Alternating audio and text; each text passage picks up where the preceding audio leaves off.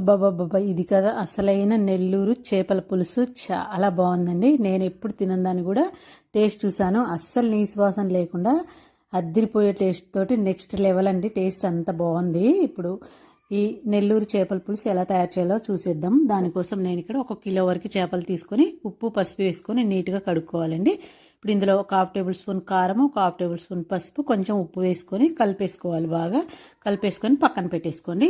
ఇప్పుడు స్టవ్ మీద ఒక ప్యాన్ పెట్టుకొని 1 టేబుల్ స్పూన్ ఆవాలు, 1/2 టేబుల్ స్పూన్ మెంతులు, 1 టేబుల్ స్పూన్ ధనియాలు, 1 టేబుల్ స్పూన్ జీలకర్ర వేసుకొని వీటిని మంచి కలర్ వచ్చేంత వరకు ఫ్రై చేసి పక్కన పెట్టేసుకోండి.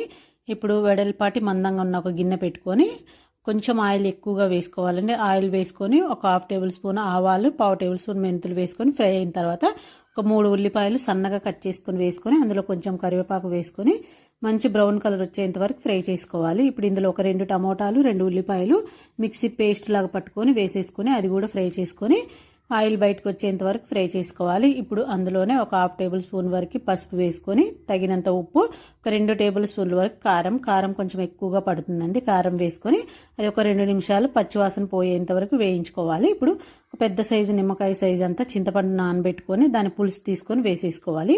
టైంలో మీకు ఉప్పు కారం సరిపోకపోతే అడ్జస్ట్ చేసుకోవచ్చు.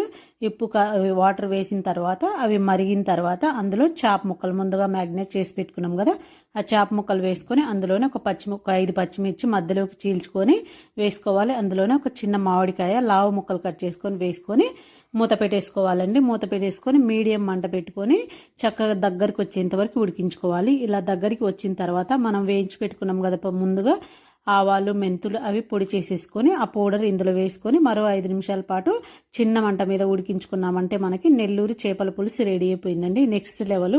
చేయని వాళ్ళు ఉంటే ట్రై చేయండి.